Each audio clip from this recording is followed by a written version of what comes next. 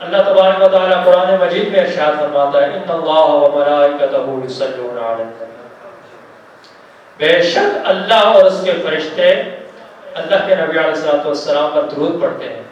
یا ایھا الذین آمنوا، اے ایمان والو، ایمان والوں کو مخاطب کیا، کفار کو یہاں نہیں چھیڑا، بلکہ یا ایھا الذین آمنوا، اے ایمان والو، صلو علیہ وسلموا تسلیما، ایمان والو تم بھی اللہ کے نبی علیہ الصلوۃ والسلام پر درود پڑھو۔ کیوں؟ تاکہ تم پر بھی سلامتی کی جائے، تم پر رحمت بھیجی جائے۔ اللہ تبارک و تعالیٰ نے ایمان والوں پر اس قدر فضل اور رحمت کی کہ وہ اللہ کے نبی علیہ الصلوۃ والسلام پر درود پڑھیں گے تو وہ بھی ان کے لیے کل بروز قیامت ذریعہ نجات بن جائے گا۔ اور اللہ کے نبی علیہ الصلوۃ والسلام کی ولادت کے موقع پر ہمیں ہر لحاظ سے خوشی کرنی چاہیے۔ صرف شیطان ابلیس جو تھا اس کو تکلیف ہوئی تھی اللہ کے نبی علیہ الصلوۃ والسلام کی ولادت پر۔ روایت میں آتا ہے کہ 4 مقامات ایسے ہیں جہاں شیطان چیخ چلا کر رویا تھا۔ ان میں سے پہلا مقام وہ ہے کہ جب اس کو بلندی سے نیچے پستی کی طرف دھکیلا گیا تھا۔ دوسرا جب اس کو ابلیس کہا گیا تھا، اللہ کے بارگاہ سے ٹکرایا گیا تھا۔ تیسرا مقام وہ کہ جب اللہ کے نبی علیہ الصلوۃ والسلام کی ولادت ہوئی شیطان چیخ چلا کر رویا۔ اور چوتھا مقام وہ کہ جب اللہ تبارک و تعالی نے سورہ فاتحہ نازل فرمائی، جو کہ ہم ہر نماز میں پڑھتے ہیں، نماز میں پڑھنے واجب ہے۔ الحمدللہ رب العالمین الرحمن الرحیم مالک یوم الدین ایاک نعبد و ایاک نستعین۔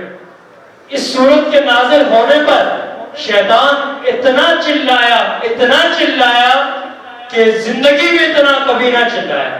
4 مقامات بیان ہوتے ہیں کہ 4 مقامات پر وہ چلایا۔ اس کے چلانے کی وجہ کیا تھی؟ اللہ کے نبی علیہ الصلوۃ والسلام کی ولادت پر وہ اس لیے چلایا کیونکہ اس نے ہر طرف کفر پھیلا دیا تھا۔ اللہ کے نبی علیہ الصلوۃ والسلام کی ولادت ہوئی تو وہ جانتا تھا کہ یہ وہ نبی ہیں جن کی خاطر اللہ تبارک و تعالی نے ساری کائنات کو بنایا ہے، ساری کائنات کی تخلیق کی ہے۔ تو یہ جب دنیا میں آ گئے ہیں تو میرے تو سارے کیے پہ پانی پھر جانا ہے، میرا تو سارا کیا ہوا بجھ جانا ہے، میں نے تو جتنی محنت کی تھی اس محنت کو ضائع کر دیا جائے گا۔ اور دوسرے مقام پر جب سورہ فاتحہ نازل ہوئی اس میں اللہ تبارک و تعالی نے سب سے پہلے اپنی صفات بیان فرمائی۔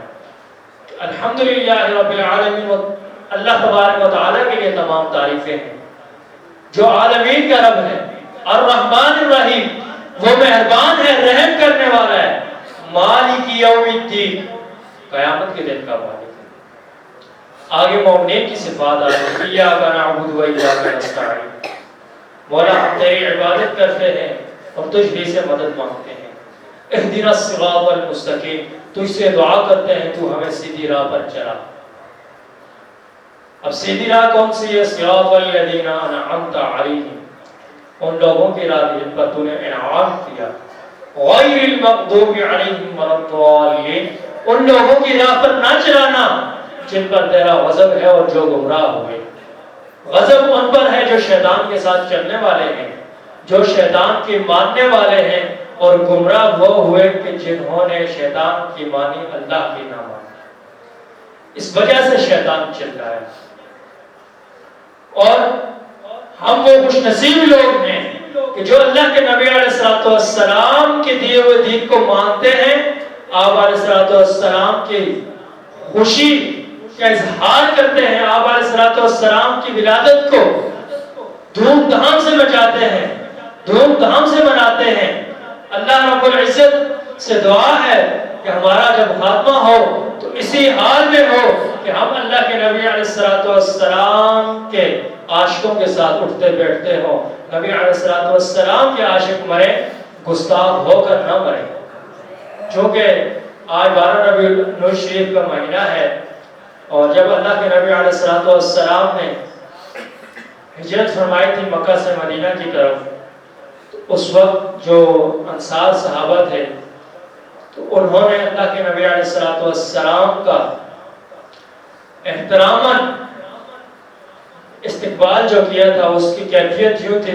مسلم شریف کے اندر حدیث پاک موجود ہے کہ جو مرد اور خواتین تھی وہ اپنے گھروں کی چھتوں پر چڑھ گئے, جو بچے اور غلام تھے وہ راستوں میں پھیل گئے, جلوس کی شکل اختیار کی. اور اللہ کے نبی علیہ الصلوۃ والسلام جب مقام داعی جو ہے ایک مقام ہے, وداعی کے نام سے مشہور ہے, مدینہ, اب تو مدینہ کے اندر ہے, پہلے مدینہ سے باہر ایک بلند مقام پر ایک ٹھیلا ہوا کرتا تھا, اور مدینہ والے وہاں سے کسی کو رخصت کرنے جاتے تھے تو وہاں سے الوداع کہہ کر واپس آتے تھے.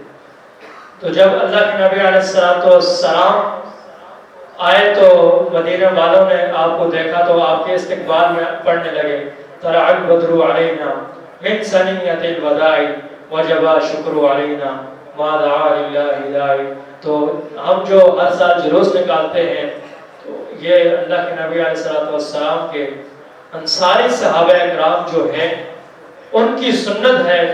تو آج جلوس بھی ہوگا بعد نماز جمعہ. آپ تمام حضرات سے یہ گزارش ہے کہ آپ تمام لوگ اپنے اپنے علاقے میں جہاں ہو سکے جس کے اندر جلوس میں ضرور شرکت کریں.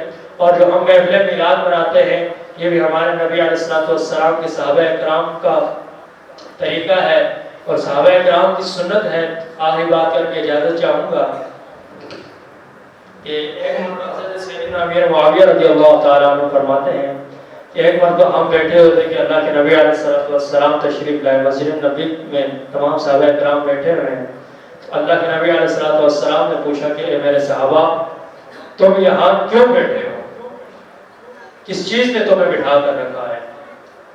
تو حضرت امیر معاویہ رضی اللہ تعالیٰ عنہ فرماتے ہیں کہ صحابہ اکرام نے بیک زبان اللہ کے نبی علیہ الصلوۃ والسلام سے فرمایا اے اللہ کے نبی ہم یہاں اس لیے بیٹھے ہیں کہ ہم اللہ کا شکر ادا کر رہے ہیں.